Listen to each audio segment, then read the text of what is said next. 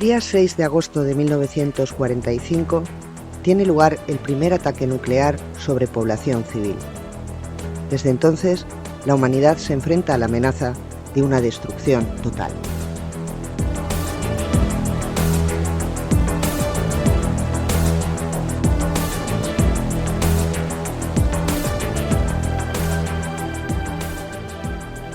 Siempre nos hablan de la Guerra Fría en clave de conflicto, geopolítica y élites diplomáticas que marcan el rumbo de la historia. En Icaris prestamos atención a la otra cara de la moneda, porque también hay una historia de la paz que merece ser contada.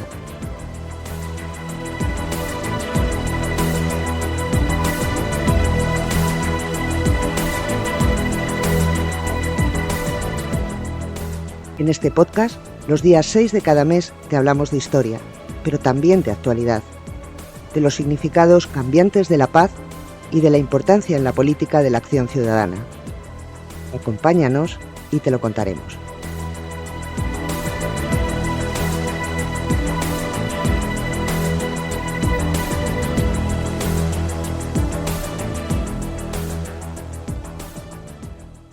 Bienvenidas, bienvenidos a un nuevo programa de este podcast en el que cada mes exploramos esa paz polisémica que da pie a distintas interpretaciones, a veces incluso contradictorias entre sí.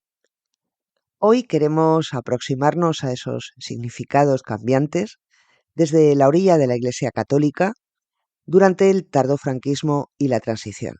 En concreto, nos gustaría situar el foco sobre una cuestión no muy estudiada, como es el papel que desempeñaron las mujeres católicas, seglares o religiosas, en esa articulación de la idea de paz dentro del coro de voces disidentes que desde distintas creencias e ideologías cuestionaron el discurso oficial del régimen. Y para hablar de ello, nos acompaña, como siempre, una especialista en el tema. Se trata de Verónica García Martín, a la que además recibimos con mucho cariño, como a todos nuestros invitados, pero especialmente en esta ocasión porque es compañera del proyecto Icaris. Verónica es doctora con mención internacional en Historia por la Universidad de Castilla-La Mancha. Su tesis doctoral recibió el Premio Extraordinario de Doctorado de esta universidad y también el Premio Miguel Artola a la mejor tesis, concedida por la Asociación de Historia Contemporánea. Como consecuencia de ello, se publicó su trabajo de investigación en el libro titulado Mujeres católicas y consagradas, la renovación de la vida religiosa femenina en España, 1962-1978. Ha llevado a cabo estancias en la York University en Toronto y en la Universidad de Módena y Reggio Emilia. También ha sido investigadora postdoctoral en la Universidad Complutense de Madrid, abordando las redes transnacionales de pacifismo desde una perspectiva social y cultural en el marco, como os decía antes, del proyecto Icaris. Actualmente es profesora en la Universidad de Castilla-La Mancha. Y os comentaba que Verónica es especialista en el tema que vamos a tratar hoy, porque su investigación precisamente gira en torno a la renovación de la vida religiosa femenina tras el Concilio Vaticano II y sus implicaciones en la España de los últimos años del franquismo y de la transición a la democracia, prestando especial atención a la perspectiva de género. Y bueno, hechas las presentaciones, sin más demora, os dejo en compañía de Verónica García Martín y Giulia Coallo.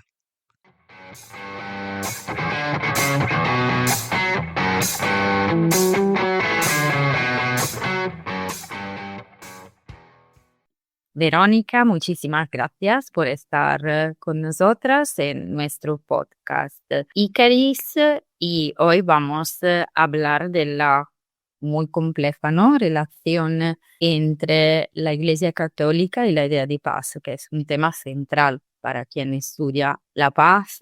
Y me gustaría empezar preguntándote, en tu opinión, ¿cuál es la relación entre la idea de paz y la Iglesia Católica si es posible resumirla sintéticamente a lo largo del siglo XX.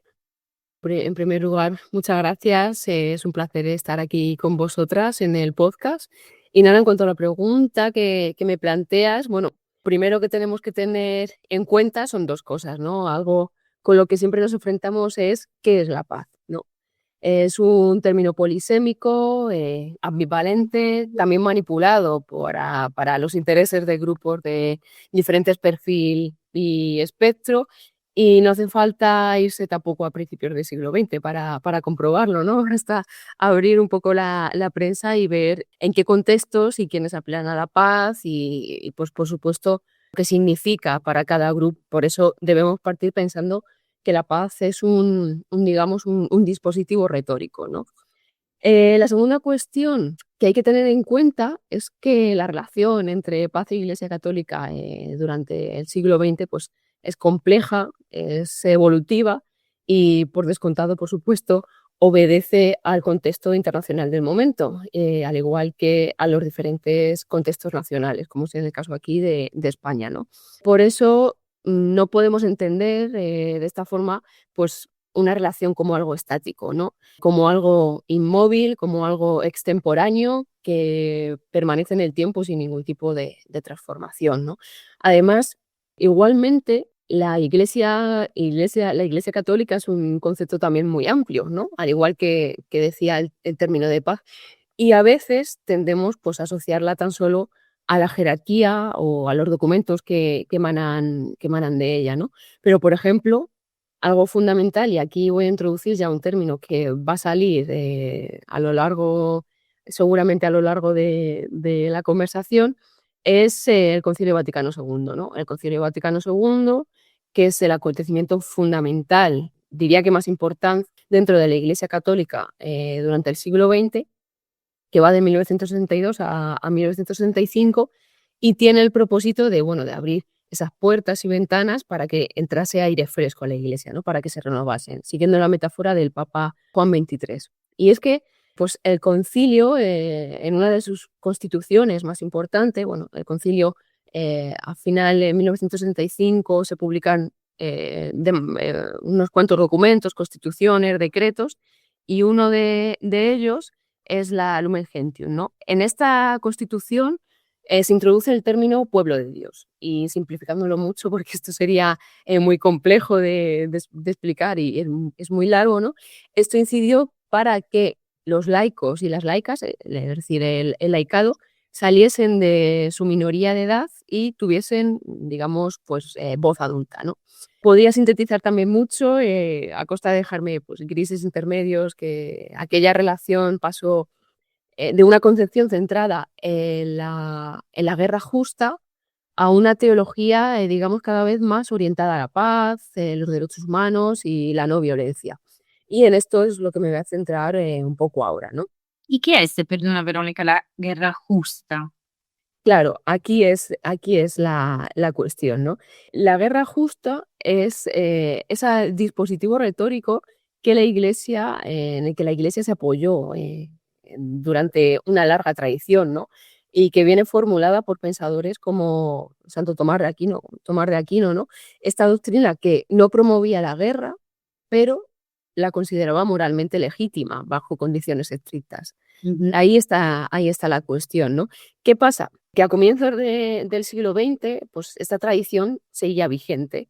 Sin embargo, y es un punto también fundamental, un punto de ruptura, tras la experiencia devastadora de las guerras mundiales, se comenzó a cuestionar si la guerra moderna, con su capacidad de destrucción masiva, esa guerra total que afectaba tanto a vanguardia y a retaguardia, pues podía cumplir pues, esos criterios morales, ¿no? Es decir, tras 1945, tras la Segunda Guerra Mundial, el horror de la guerra total y también, que ya estaba apareciendo por ahí, la bomba atómica, cambia el horizonte moral en ese sentido de la guerra justa. Claro, aquí también es fundamental destacar que aquella época de fascismo, durante la Segunda Guerra Mundial, pues tuvo el beneplácito más explícito o más silencioso de parte de algunos sectores de la Iglesia.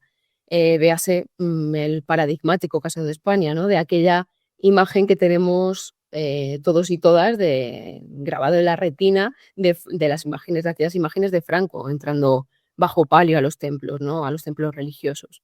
Digamos que así las cosas, pues los horrores de la guerra cambian o al menos contribuyen a cambiar el paradigma de la teología, especialmente en Centro Europa. Centro Europa que será la cuna del nacimiento de una nueva teología, ¿no?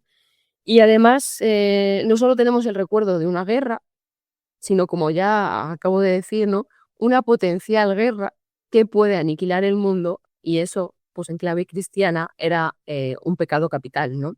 Recapitulando un poco, yo diría que el gran punto de inflexión en torno a este tema, el pasar de la guerra justa a un nuevo contenido moral, digamos, cristiano en torno al tema de la paz, pues comienza precisamente con aquel papado que aludía al principio de Juan XXIII y especialmente con el Concilio Vaticano II que he mencionado.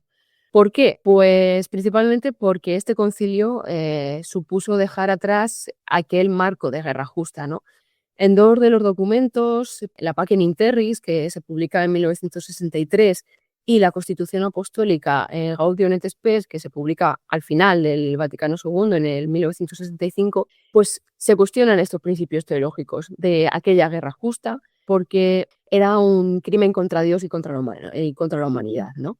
Y la guerra debía ser condenada. Claro, esto significaba pues, que la Iglesia no debía dar ningún soporte ideológico a la violencia y menos aún desacralizarla en forma de cruzada, como pues, había sido el caso de España. Y si nos movemos hacia justo el caso de España y la larguísima, ¿no? Dictadura franquista, donde uno de los puntos básicos de apoyo fue la misma Iglesia Católica, ¿no? Como sabemos. Y se entrecruza la dictadura, si hay oposiciones con respecto a estos cambios. Y a lo mejor el hecho que se van surgiendo ya después de la Segunda Guerra Mundial en toda Europa grupos como Pax Christi, estaba pensando, que son por la paz. ¿Hay en España algo similar o España es distinta desde esta perspectiva? Claro, esta pregunta es muy oportuna, ¿no? Al respecto y en el caso tan específico de España.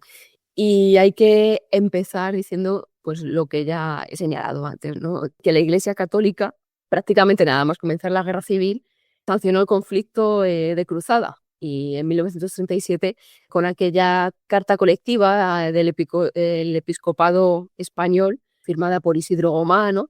La Iglesia se decanta por el bando sublevado. Es decir, la Iglesia para la dictadura franquista pues, fue una base fundamental de legitimación. Tanto que, pues, tras la preeminencia del nacionalsindicalismo, como sabéis, pues acabaría esa preeminencia en torno a 1945, cuando las potencias fascistas salen derrotadas y se necesita un lavado de cara del régimen, pues habrá lo que se denomina un nacional catolicismo, ¿no? Donde la espada y el altar pues, se aunaron. Es decir, hubo una fuerte unión entre Iglesia y Estado, un régimen que es profundamente confesional, ¿no? Algo que incluso pues, terminó de corroborarse, de institucionalizarse en 1953 con el concordato entre España y la Santa Sede. Pero claro, y aquí ya incidimos en algo que has apuntado, Julia, que es que en los años 50, pues incluso algún atisbo en los 40, como las conversaciones de San Sebastián, quizá, hay ciertas disidencias católicas que pues, no terminan de simpatizar plenamente con el régimen franquista. Son, por ejemplo, las ramas obreras de Acción Católica, como la JOC, la Juventud Obrera Cristiana, o la OAC, ¿no? La Hermandad Obrera de Acción Católica. En este caso, pues se trata de un catolicismo de base que se va despegando o desenganchando, como la historiografía ha definido, ¿no? de aquella dictadura. Bueno, Verónica, ¿qué entendemos con catolicismo de base? ¿No? Que es una expresión que se lee a menudo, pero a lo mejor hay que definir qué entendemos con católicos de base. Claro, el catolicismo de base es una de los sectores católicos, ¿no? No que se desvinculan, sino que tras la aparición de aquella Constitución Apostólica de Lumen Gentium que te comentaba, aparece el término de pueblo de Dios, y a partir de aquí el laicado tiene una voz propia, ¿no? Tiene una voz adulta, que es lo que decía, ¿no? Anteriormente. Se trata de una base de catolicismo que está vinculado a movimientos apostólicos, a esta JOC y a la OA que te comentaba, y a veces puede estar en conflicto con la jerarquía. No tiene necesariamente, está dentro de la Iglesia porque al final es parte de la institución, de la estructura, pero en los años 60 y los 70 jugará, y en los 80 jugará un papel muy importante durante la dictadura. Y generalmente también son generaciones jóvenes que no han vivido la guerra, pero también intelectuales y otras figuras que sí, ¿no? Y aquí, insistiendo de nuevo en la incidencia del Vaticano II, es este catolicismo de base, ¿no?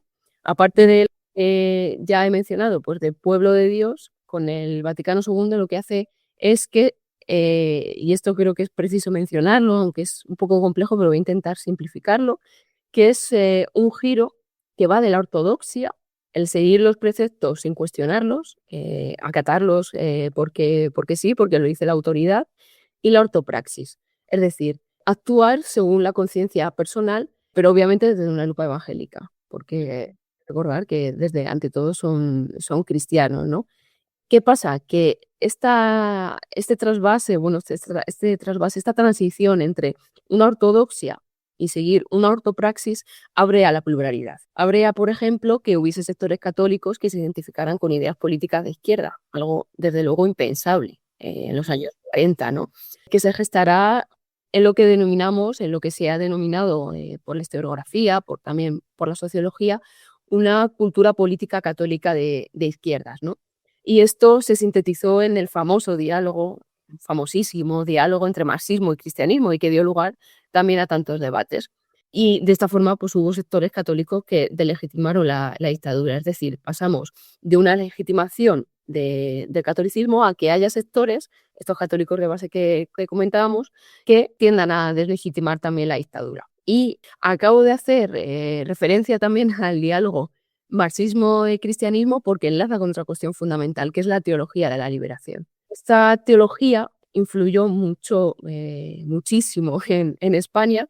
Es una teología que nace en América Latina, aunque tiene sus fundamentos también en esta teología renovada que comentaba de Centro Europa, que tiene su momento fundamental, esta, como digo, la teología de la liberación en 1968, con esa conferencia de Medellín, y es fundamental para comprender la construcción de paz dentro de algunos sectores de la Iglesia. Y antes de seguir con este tema, pues es fundamental hacer mención a aquella campaña por la paz de los 25 años de paz del franquismo, ¿no? Que se lanza en 1964.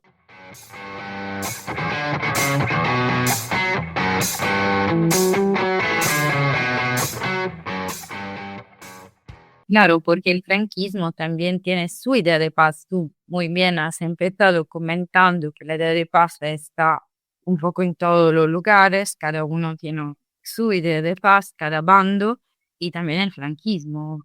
¿Qué idea tenía el franquismo de paz? Esto es lo que te comentaba justamente ahora. Estamos en 1964 y se lanza pues aquella muy entrecomillada, como digo, campaña por la paz, porque se trataba al fin y al cabo de una propaganda, bueno, que bajo el título de aquellos 25 años de paz, porque si a 1964 le quitas 25, porque sale en 1939, que es justamente el fin de la guerra civil y la implantación de la dictadura franquista, ¿no? Y esta campaña fue un lavado de imagen impulsado por el gobierno franquista en un contexto de búsqueda también hacia el aperturismo, hacia el exterior, ¿no?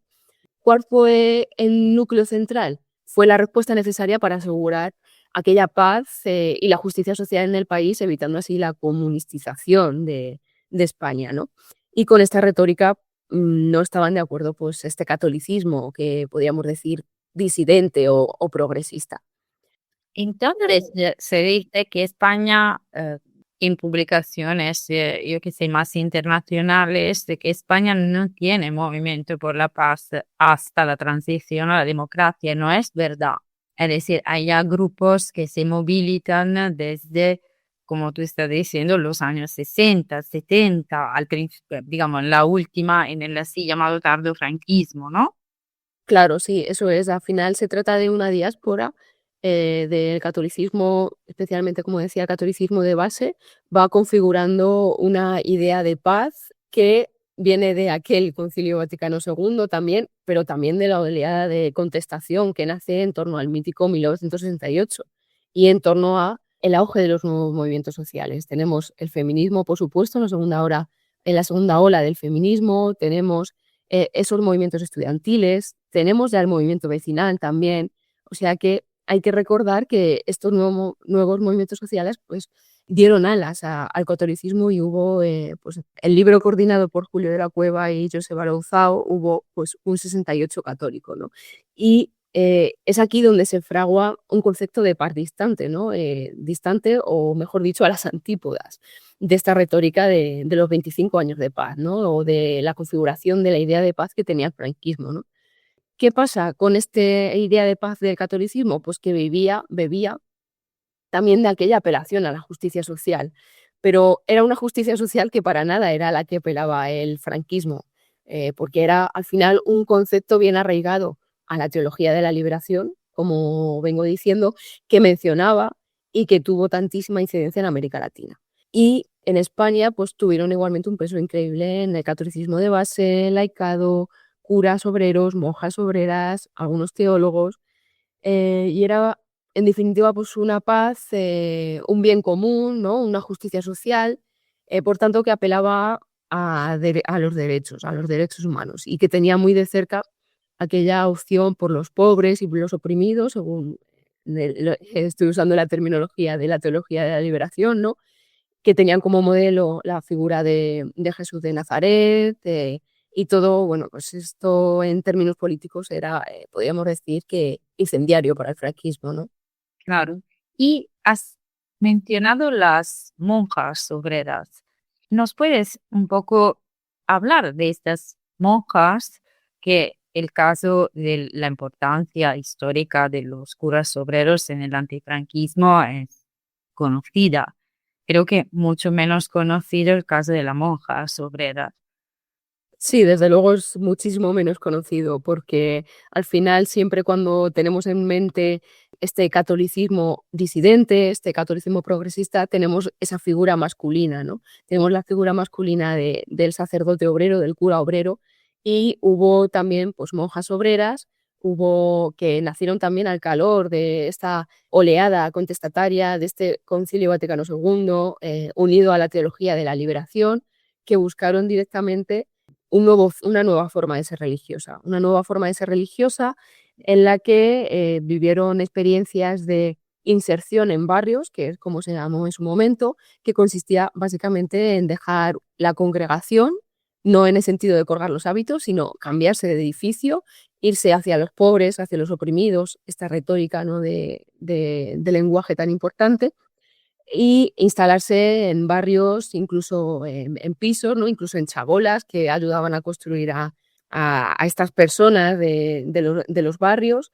También trabajaron, y de ahí también el contexto de monjas obreras, porque algunas sí que es verdad que siguieron trabajando como profesoras en colegios, aunque abandonaron los colegios de la congregación y fueron a colegios públicos, algo también incendiario para las congregaciones en este momento y que levantó muchas ampollas y disputas entre generaciones de religiosas que habían nacido, que habían vivido la guerra civil y que habían bebido muy del nacionalcatolicismo, y hay algunas que directamente van a trabajar a fábricas, ¿no? Van a trabajar a fábricas, conocen el sindicalismo, se sindicalizan, están en comisiones obreras, en la USO, es decir, forman parte de esa cultura política de izquierdas. Y fueron objeto de una dura represión. Es una de las preguntas que también más me sale cuando me preguntan sobre esta cuestión. Tienen una imagen de una represión antifranquista muy dura hacia los hombres, pero con las mujeres y las monjas, ¿qué pasó? El caso de los sacerdotes, por ejemplo, está la cárcel concordataria de Zamora. En el caso de las mujeres no hay nada parecido. Quiero decir, de las monjas, ¿no? De las religiosas no hay nada parecido. Cuando son encarceladas, son muy pocos testimonios los que conozco y los conozco a través de prensa, pasan a cárceles de mujeres, por ejemplo, como la de Barcelona. Pero no es la represión que vemos, por ejemplo, con los sermones comprometidos, ¿no? Con las homilías comprometidas, y es por una cuestión también de género. Así que ahí sí creo que lo tengo entendido, ¿no? Las querían sin agencia, una religiosa no podía ser sindicalista, ni mucho menos podía estar en un partido de izquierdas, obviamente en la clandestinidad, y yo creo que eso figura mucho en esa idea de represión, ¿no? Y o a lo mejor que percibían a una mujer como con menos agencia, entonces menos peligrosa a lo mejor que respecto a la posibilidad, ¿no? De un hombre, de un cura obrero en la calle, su capacidad de difusión de idea. Entonces, vemos, ¿no? Esta idea de paz conectada estrictamente con la idea de justicia social, me estabas explicando. Y volviendo a la cuestión de género, ¿cómo conectamos la idea de paz católica? Estoy hablando de catolicismo porque sé que tú eres experta de catolicismo, pero podríamos también hacer otro discurso también muy complicado con el protestantismo, ¿no? ¿Qué relación hay entre mujer, paz e Iglesia católica? ¿Qué idea hay? Bueno, yo creo que esto es una de las cuestiones que tiene que explorarse también mucho en el contexto español, porque no hay estudios sistemáticos que aborden esta triada, ¿no? Entre Iglesia católica, mujeres y paz. Y como dices también, sería muy interesante el tema del protestantismo. A nivel de España, pues como una minoría, pero bueno, al final en Europa, o el cuaquerismo, ¿no? Tan importante para estos conceptos de paz que se fraguan desde la fe, a pesar de que sea una u otra, ¿no? Y durante la Segunda Guerra Fría, es decir, tras 1979, pues aumentó muchísimo la presencia, o mejor dicho, sobre todo la visibilidad de mujeres en el activismo pacifista, ¿no? Y esto fue, pues, un fenómeno transnacional, pero que también, pues, tuvo su incidencia en España, desde luego. Y aquí es importante subrayar algo, y es que, pues, las católicas tampoco estuvieron al margen de los marcos culturales que se abordaron de su tiempo, ¿no? Y al igual que el resto de mujeres, pues también bebieron del discurso dominante del determinismo biológico y de la maternidad como fundamento del activismo pacifista. Explicar, perdona, esta relación entre activismo maternal y paz.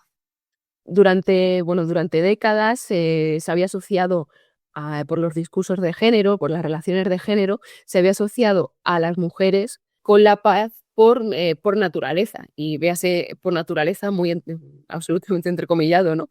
Por su capacidad de dar vida, por su papel de madres, por su supuesta inclinación biológica al cuidado, y la violencia, por el contrario, pues se vincula a lo masculino. Es ese binomio entre mujer-paz, hombre-guerra, que estaba también, pues, muy arraigado en el imaginario colectivo, ¿no? Y también, por ejemplo, estoy pensando en las campañas de los partidos comunistas occidentales con respecto a esta asociación entre madres y paz en la propaganda por la paz, como generadoras de vida, ¿no? También. Sí, total, y al final, Dolores Ibarruri, la pasionaria, también destaca, es como el modelo también de este discurso, ¿no? Y en este sentido, pues, las católicas también, bebieron de este marco cultural, ¿no? De este lenguaje, y se movilizaron en torno a él, ¿no? Ellas se presentaban también, pues, como madres que defendían la vida frente a la amenaza de la guerra, ¿no? Y, la maternidad, biológica o social, porque la maternidad social es también fundamental. Por ejemplo, en el caso de las religiosas, ya que hemos sacado el tema anteriormente, una maternidad biológica era imposible, por aquello del voto de castidad, ¿no? Sino que tenía que haber una maternidad social. Y esta maternidad, pues, funcionaba como legitimación política, ¿no? Pero yo creo que lo interesante sería comprobar hasta qué punto cuestionaron esta retórica, y dentro del feminismo católico, pues, se apostaban más por corrientes relacionadas con el feminismo de la igualdad, porque, por ejemplo, en los años 80 ya tenemos esa institucionalización que decimos del feminismo, con la implantación del Instituto de la Mujer, por ejemplo, o el feminismo de la diferencia. ¿no? Si resignificaron aquellos valores asociados a la feminidad en clave política, si los rechazaron y construyeron nuevos modelos identitarios, etcétera.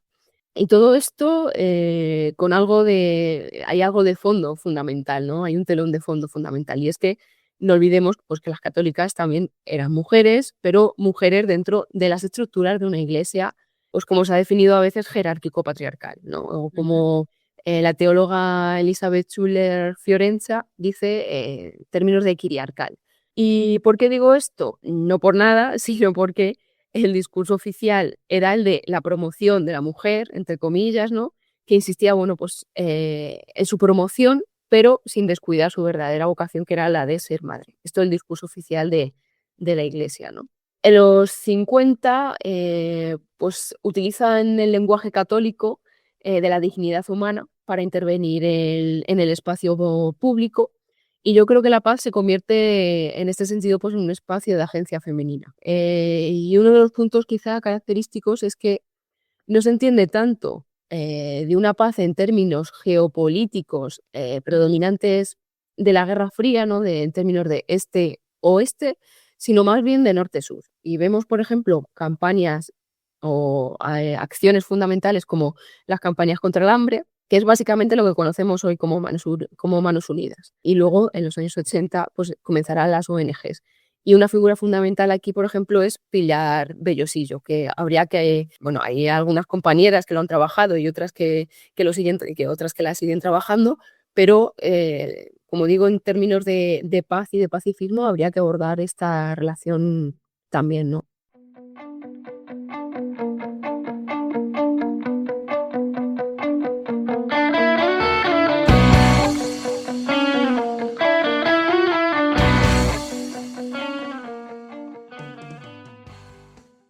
Y nos puede hablar un poquito de ella, darnos unas Sí, bueno, claro. pinceladas de su biografía para entender qué tipo de mujeres eran estas mujeres que por la paz y se conectan a ese tipo de activismo. Sí, por ejemplo, el caso de Pilar Bellosillo estuvo vinculada a Acción Católica y luego estuvo en la UMOF, en la Unión de Mujeres, bueno, la Organización de Mujeres Católicas, ¿no? Y a partir de ahí creo que también tiene vinculaciones con la UILF, que es bueno, también una organización de mujeres pacifista y fue una de las lideresas destacadas del catolicismo a nivel internacional, una lideresa española. Y esta mujer, por ejemplo, Pilar Bellosillo, estuvo como auditora en el Concilio Vaticano II, de las pocas que pudieron ir como auditoras y encima laica. Qué interesante. Y de hecho, pues nos podría hablar de algunos o destacar algunos actores o mujeres que tuvieron un papel relevante en la historia de la paz en España, desde el tardofranquismo hasta los años 80 o más adelante. Sí, bueno, yo creo que han ido apareciendo ya algunos nombres. No era el catolicismo, claro, no era el catolicismo en abstracto. Y el catolicismo, pues, con lo heterogéneo que es, te puedes imaginar, ¿no? La variedad, ¿no? Y había pues diferentes grupos de base y organizaciones que inciden pues, en este proceso. Por una parte, yo destacaría organizaciones como las que has mencionado al principio, ¿no? Con Justicia y Paz o Pax Christi, que son a nivel internacional, pero que se implantan también aquí en España, ¿no? Por ejemplo, ambas organizaciones en el tardofranquismo ya levantaron recelos durante la dictadura, porque ten en cuenta que la Justicia y Paz ya va anunciando un poco el contenido sobre el que va dirigido, y Pax Christi ya también tiene el término de paz en su propio nombre de la organización, ¿no? Y tenían acto con otros países europeos, porque son Claro, organizaciones sí, internacionales, ¿no? Evidentemente. sí, claro. Pax Christi, por ejemplo, recuerdo si la sede actualmente creo que está en Bélgica, pero en aquel momento no sé si se ha modificado, pero era una red internacional, era una red transnacional, ¿no?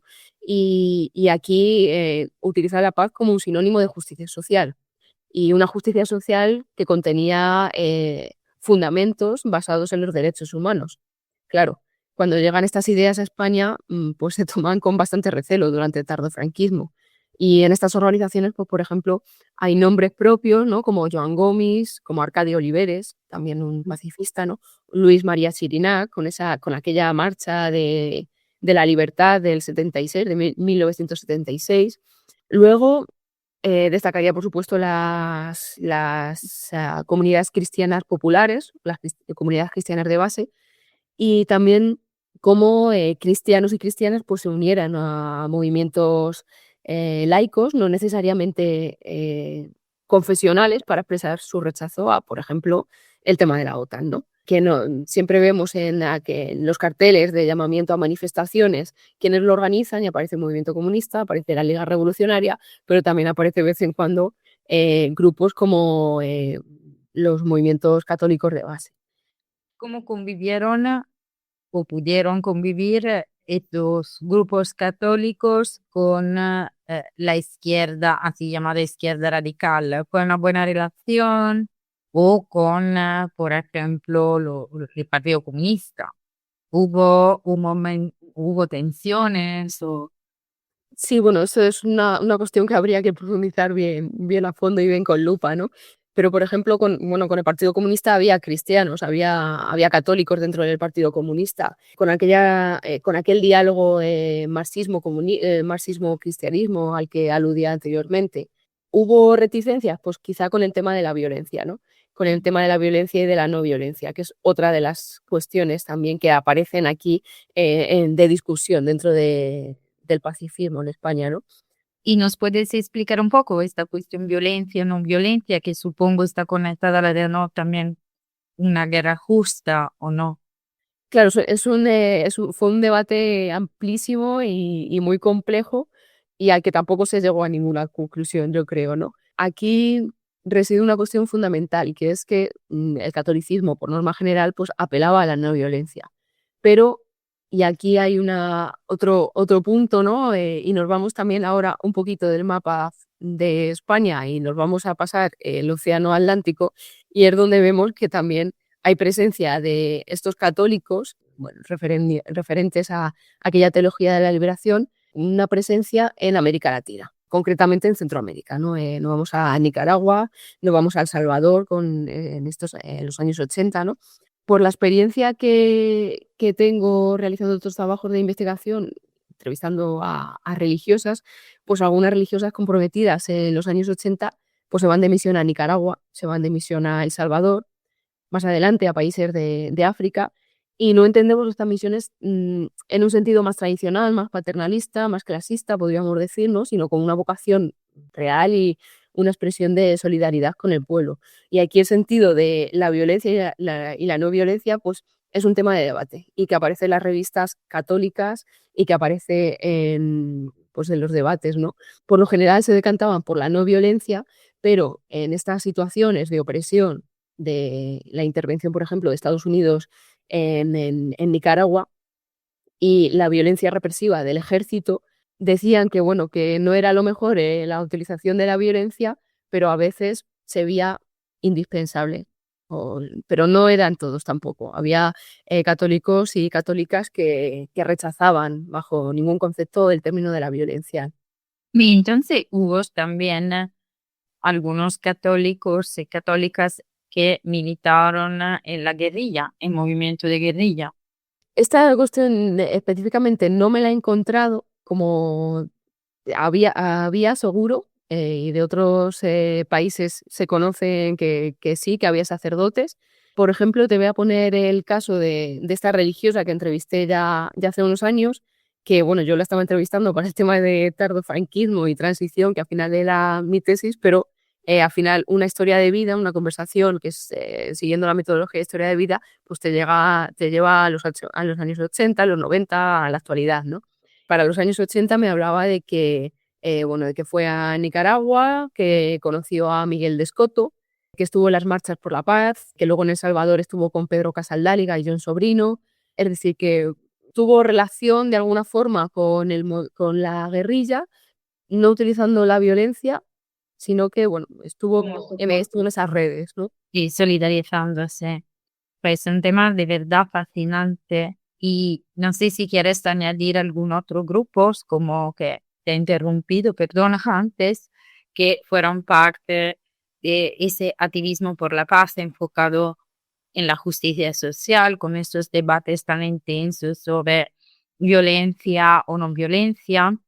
Sí, bueno, de destacar que los grupos más o menos, pues eso, Justicia y Paz, Pax Christi, y destacar también el catolicismo de base entendido como un colectivo, no como figuras propias, que también las había, por supuesto, sino como un colectivo. Estos movimientos sociales, claro, es fundamental, ¿no? Pues tenían su identificación era ser católicos y a mí esto me genera también a veces un poco no de confusión, sino de que no lo termino de comprender, porque había católicos y católicas que apelaban a esa cultura de la paz, la mayoría apelaban a la cultura de la paz, pero no termino es algo que habría que abordar, ¿no? De si eran pacifistas, todos.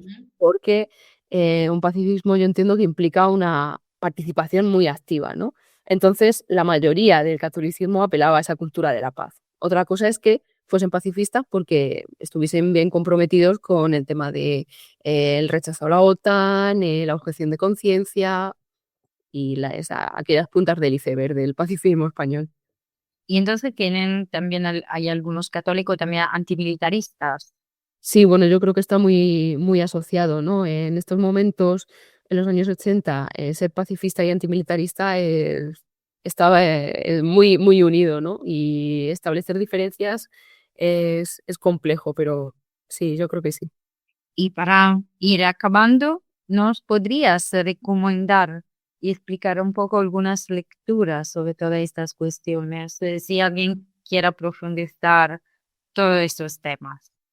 Hablando en términos generales, que a mí en su momento pues, me han servido bastante para comprender de manera internacional y también enfocándolo en el caso de España, pues por ejemplo está el caso de Petra Oede, el libro de Politics of Peace, que es como un manual que te habla pues, sobre la Guerra Fría, ¿no? Sobre el movimiento pacifista durante la Guerra Fría, durante la primera parte de la Guerra Fría, no profundiza tanto en aquella denominada Segunda Guerra Fría.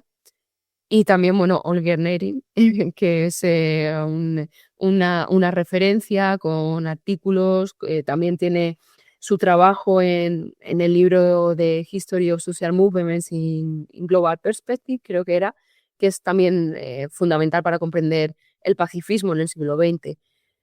Luego, si nos vamos al tema de catolicismo y paz, aquí en España yo creo que no hay específicamente algo que lo aborde así de una manera más amplia, pero por ejemplo sí que Xavier Garí ha estudiado, por ejemplo, el tema de Pax Christi y en torno al tema de mujeres o de mujeres católicas. Por ejemplo, está el caso de Tiziana Noche, que ha abordado el tema de las católicas, de las pacifistas católicas en Italia. Y Sandra Velasco, por ejemplo, es también una investigadora que está trabajando sobre estas cuestiones, también sobre catolicismo, sobre mujeres católicas y pacifismo, y además es una referencia también para entender esa unión entre mujeres y paz. Así que todas las obras y capítulos de Sandra Blasco son fundamentales. También, por supuesto, a ti misma, Julia, y en tus trabajos en torno al pacifismo, a la cultura de la paz en España, a Laura Branchiforte, Mónica Moreno Seco, Carlos Ángel Ordaz también ha abordado las relaciones de género en movimientos como el movimiento de objeción de conciencia, es decir, que también hay una dilatada bibliografía con la que nos podemos nutrir y seguir nutriendo. Muchísimas gracias, Verónica. Ha sido un placer tenerte con nosotras y también si nos puede decir el título de tu libro, si hay personas que quieran profundizar sobre esta historia no tan conocida de las monjas obreras, ¿nos puede decir dos palabras? Sí, bueno, el libro se llama Mujeres católicas y consagradas, la renovación de la vida religiosa femenina en España, y en él aborda un poco pues toda esta transformación, ¿no? De lo que es de lo que pasa a ser una religiosa, ese ideal de religiosa en el franquismo, a cómo todas estas transformaciones sociales, políticas, sobre todo religiosas, afectan en la configuración de un nuevo tipo de religiosa comprometida, implicada, incluso que luchó por construir unas bases democráticas, aún así estando bajo el franquismo. Muchísimas gracias, Verónica. Ha sido un placer. A ti, Julia.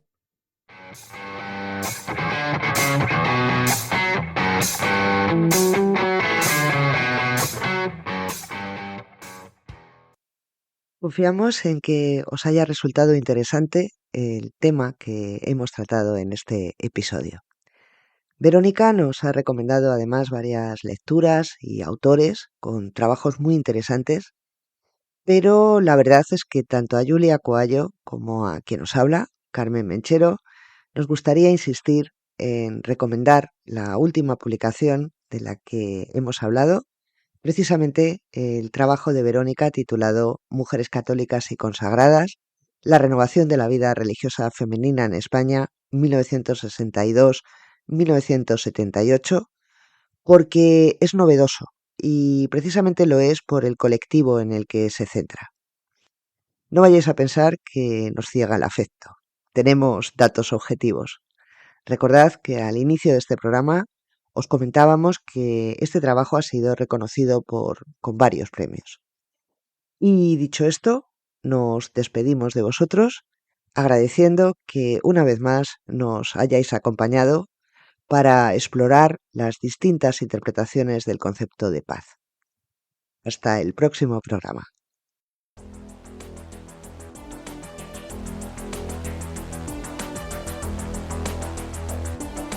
Y hasta aquí el episodio de hoy. Os recordamos que este podcast está vinculado al proyecto de investigación Icaris, imágenes y marcos culturales en los grupos contra la carrera armamentista nuclear en España e Italia, 1979-1989, financiado por el Ministerio de Ciencia e Innovación con fondos Next Generation de la Unión Europea.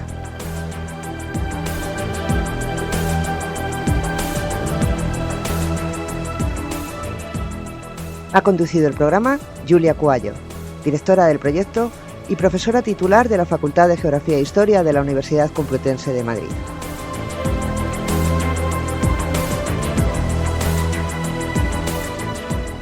Os esperamos el próximo día 6 y os animamos a suscribiros y a compartir el contenido en redes sociales.